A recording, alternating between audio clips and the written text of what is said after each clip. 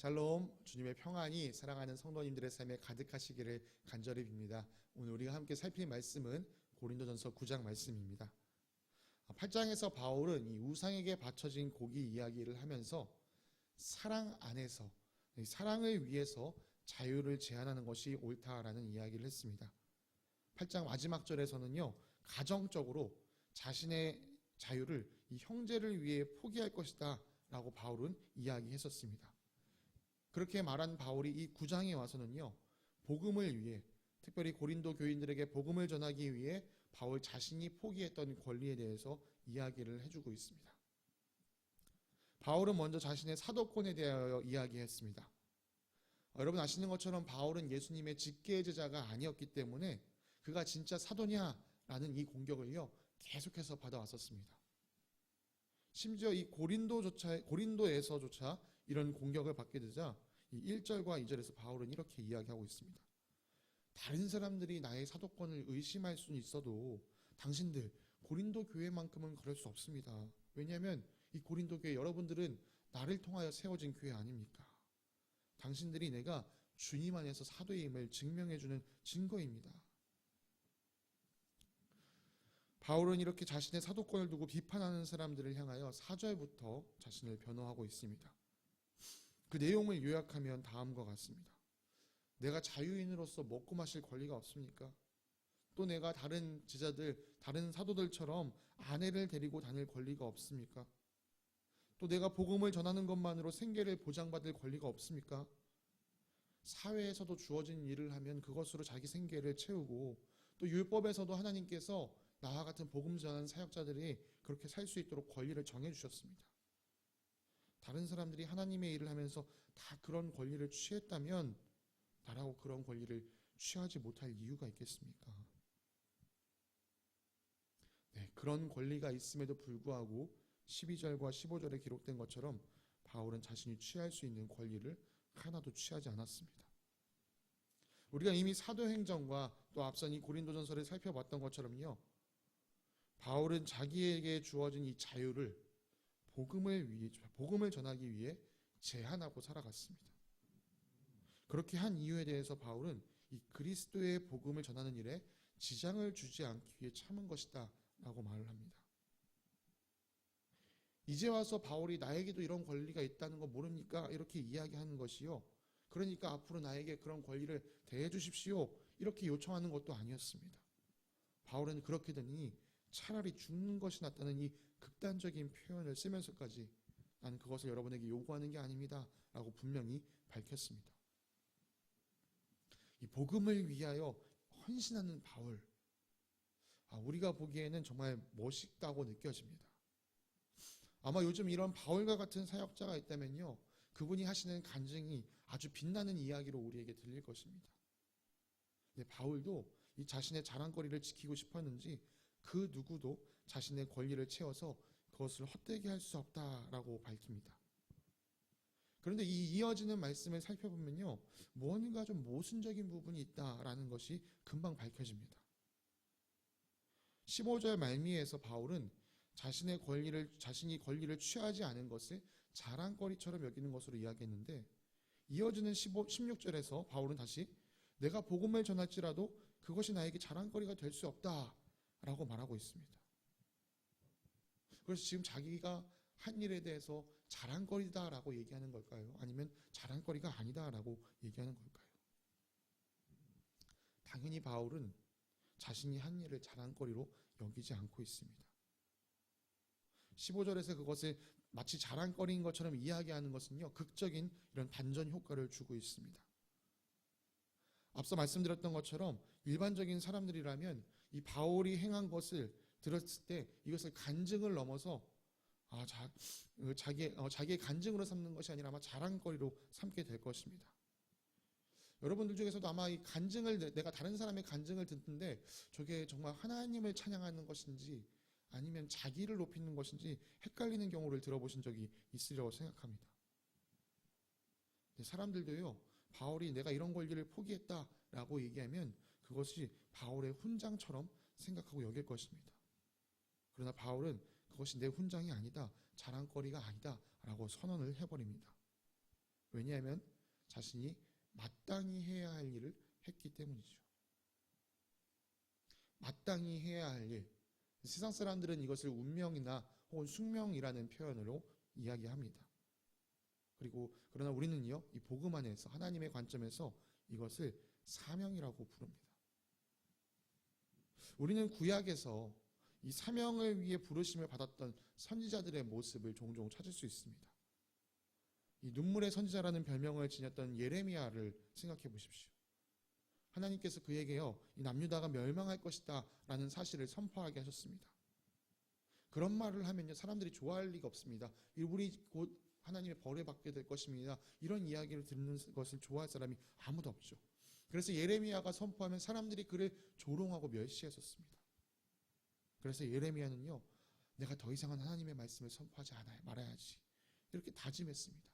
그런데 그렇게 다짐할 때마다 예레미야의 말에 따르면 이 주님의 말씀이 자기 심장 속에서 불타오는 것처럼 느꼈다고 얘기합니다.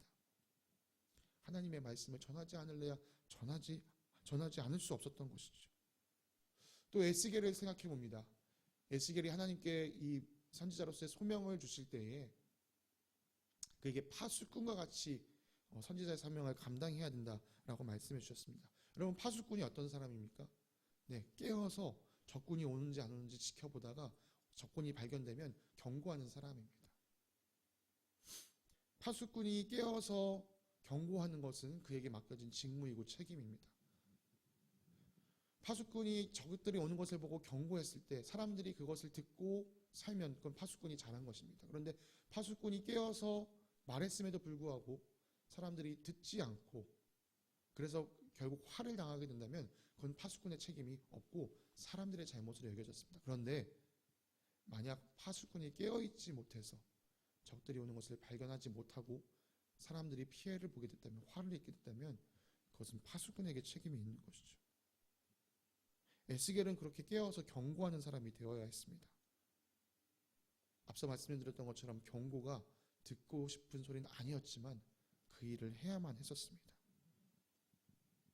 바울도 예레미야와 같은 또 에스겔과 같은 사명을 가지고 있었습니다.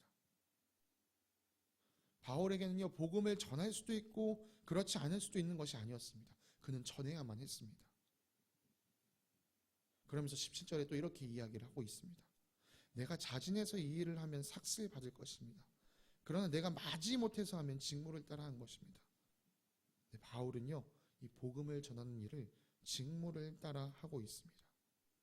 따라서 그에게는요, 복음을 전하는 것이 조금도 자랑거리가 될 수 없습니다. 마땅히 해야 할 일을 했기 때문이죠. 또 마땅히 해야 할 일을 했기 때문에 받을 삭도 따로 없습니다. 그래서 바울은요, 이 복음을 전하면서 사역자로서의 권리를 취하지 않는 것을 마땅히 여겼습니다. 사역자이기 때문에 누릴 권리가 있지만 그것을 취하지 않는 것을 마땅히 여겼기 때문에요, 바울은 자기의 삭스에 대해서요, 상당히 이 놀라운, 참 이해하기 어려운 독특한 표현으로 이렇게 이야기를 합니다. 18절에 기록되었듯이 바울은 값없이 복음을 전한 것, 복음을 전하는데 자신의 권리를 사용하지 않은 것, 그것이 자기가 받을 삭시라고 이야기했습니다. 세상의 기준으로는 절대 이해할 수 없는 이야기입니다. 일을 했으면 대가로 이 득이 되는 것을 받는 것이 세상 이치입니다. 그런데 도리어 바울은 일을 하면서도 일을 하는 가운데 한 자기의 헌신이 자기가 받을 대가가 되었다라고 말합니다. 어떻게 이 바울은 세상의 이치를 뛰어넘는 것을 당연한 것으로 받아들일 수 있었을까요? 자신의 권리, 즉 자신의 자유를 제한한 것을 이 마땅하게 받아들인 바울은요, 자신이 경험하고 있는 새로운 자유에 대해서 이야기를 해줍니다. 그것은 종이 되는 자유입니다. 말이 어색하게 들리시죠? 종은 자유가 없는 사람입니다. 그런데 종이 되는 것을 자유로 택한다. 여러분, 우리가 이것을 의아하게 듣는 것처럼 고린도 교인들도 의아하게 들었을 것입니다. 19절에서 바울은 이렇게 얘기합니다. 내가 누구에게도 얽매이지 않는 자유로운 몸이지만 스스로 모든 사람의 종이 되었다. 그리고 종이 된 이유에 대해서 이렇게 말합니다. 많은 사람을 얻으려고. 바울은 이 19절의 말이 무슨 의미인지를요 20절부터 22절 사이에서 자세히 풀어서 설명해 줍니다. 유대 사람들, 즉 율법 아래에 있는 사람들을 얻기 위해서 나는 더 이상 율법에 얽매이지 않으면서도 그들과 같이 율법 아래에 있는 사람들처럼 행동했습니다. 또 율법이 없는 사람들, 즉 이방 사람들을 얻기 위해서 나는 그리스도의 율법 안에 머물고 있으면서도 율법이 없는 사람과 같이 되었습니다. 믿음이 약한 사람들, 그들을 얻기 위해서 나는 약한 사람이 되었습니다. 나는 모든 사람을 얻기 위해 모든 것이 되었습니다. 바울은 자신이 이렇게 모든 권리를 포기하면서 또 스스로 종이 되기로 작정한 이유를 계속해서 이렇게 이야기해 줍니다. 몇 사람이라도 구원을 얻게 하려고, 복음을 위하여, 복음의 복에 동참하기 위해서. 여러분, 바울의 이 복음을 전하기 위해 모든 것을 포기하고 있는 모습, 이 모습을 통해서 여러분은 누가 떠오르시나요? 저는 바울의 모습을 통해 예수님을 보았습니다. 하나님과 동등됨을 취하지 않으시고 종의 모습, 우리와 같은 사람의 형체를 입고 찾아와 주신 예수님. 예수님은 우리들에게 구원을 얻게 하시려고 그렇게 하여 주셨습니다. 또 예수님의 그 삶 자체가 복음이었습니다. 그리고 그렇게 모든 것을 내어주신 주님은 마침내 모든 이름 위에 뛰어난 힘을 얻게 되셨습니다. 바울도요, 이 복음의 복에 동참하기를 간절히 원했습니다. 이어지는 24절부터가 이 복음의 복에 동참하는 것이 무엇인지를 이 고린도 교인들에게 매우 익숙한 이미지를 들어서 설명해 주고 있습니다. 지난번 8장 설교를 할 때에 이 고린도 지역 안에는 2년마다 경년제로 이 도시대항 운동회가 열렸었다라는 이야기를 드렸었는데요. 바울은처럼 이 고린도 사람들에게 익숙하게 다가올 수 있는 이 운동선수 이미지를 꺼내서 이야기를 해주고 있습니다. 운동선수들은 여러분 아시는 것처럼 오늘날 운동선수들도 자기를 얼마나 절제하고 살아가는지 모릅니다. 정말 고된 훈련을 하면서도 또 음식을 조절하고 하면서까지도 참 열심히 자기의 몸을 가꾸고 또 준비하고 나아갑니다. 바울은 이야기합니다. 그들이 뭐 때문에 그렇게 절제하고 뭐 때문에 그렇게 준비를 합니까? 뭐 때문에 그렇게 고된 훈련을 받습니까? 그들이 썩어져 없어져 버릴 월기관을 얻기 위해 그렇게 하지 않습니까?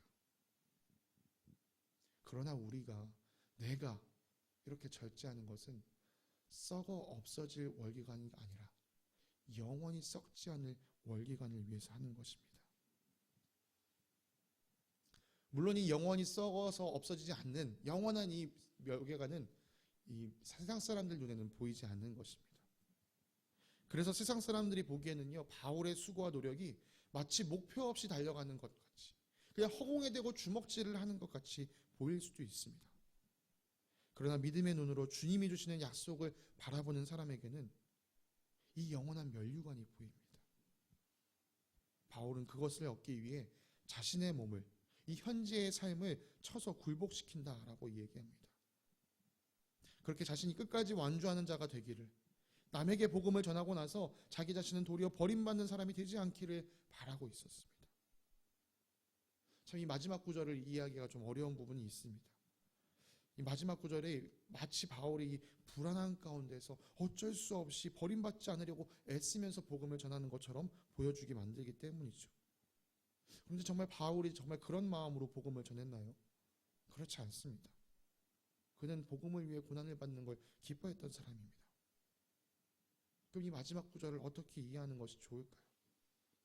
저는 이 구절을 읽으면서 이 김연아 선수가 밴쿠버 올림픽에서 금메달을 따고 나서 했던 인터뷰가 떠올랐습니다. 요즘 워낙 시대가 좋아서 인터넷을 금방 찾아보면 그 인터뷰를 다시 찾아볼 수 있는데요. 거기서 이 선수가 이렇게 얘기를 했습니다. 참 큰 짐을 지고 있었는데 이제는 내려놓을 수 있어서 기쁘다. 이건 단순한 어떤 부담감이 아니야. 이 짐은 단순한 부담감이 아니었다. 선수로서 꼭 이루고 싶었던 꿈이 함께 내가 짊어지고 있었던 것이다. 정말 가장 힘든 순간을 꼽을 수도 없을 정도로 힘든 순간이 너무나도 많았다. 그러나 그 힘든 순간들이 있었기 때문에 지금의 내가 있다라고 생각한다. 이 세상에서 얻는 이 금메달을 얻기 위해서도요, 한 선수는 이런 부담감을 가지고 끝까지 인내하면서 나아갔었습니다. 이 세상의 금메달보다 훨씬 소중한 이 영원한 면류관을 얻기 위해 바울도 그런 긴장감 안에서 정말 기다리는 마음으로 인내하면서 이렇게 살아왔던 것이죠. 바울은 정말로 하나님께서 주시는 상급을 바라보며 부단히도 자신의 자유를 절제했었던 챔피언의 꿈을 가졌던 사람이라고 할 수 있습니다. 이미 왕처럼 굴고 있었던 이 고린도 교인들의 모습과는 사뭇 상반되는 모습이라고 할 수도 있지요. 이 바울의 이야기는 고린도 교인들로 하여금 절로 고개를 숙이게 만들었을 것입니다. 오늘 이 9장의 말씀을 좀 마무리하고자 합니다. 우리는 8장을 통해서 사랑을 위하여 자유를 절제하는, 다시 말해서 사랑 안에서 자유를 풍성하게 누리는 것을 가르치는 바울을 만났었습니다.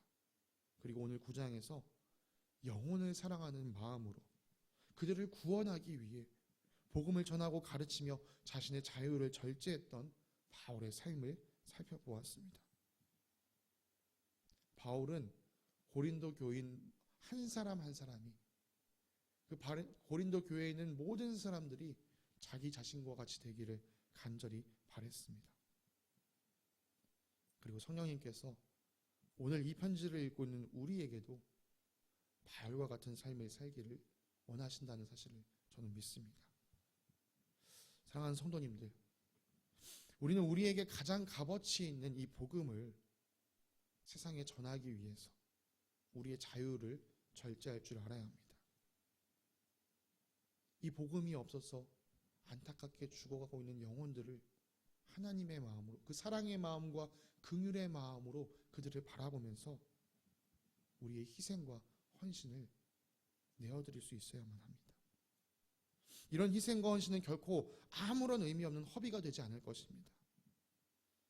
금메달을 따고자 훈련하는 선수는 자신이 금메달을 딸 수 있을지 없을지 그 가능성도 잘 알지 못하는 불확실성에서도 끝까지 희망을 보고 자신을 절제합니다. 그러나 복음을 위해 헌신하면 우리에게 주어지는 하나님의 상은 이 말씀에 약속된 대로 반드시 100% 주어집니다. 에콰도르에서 순교하신 이 짐 엘리엇 선교사님의 말로 오늘 설교를 마치고자 합니다.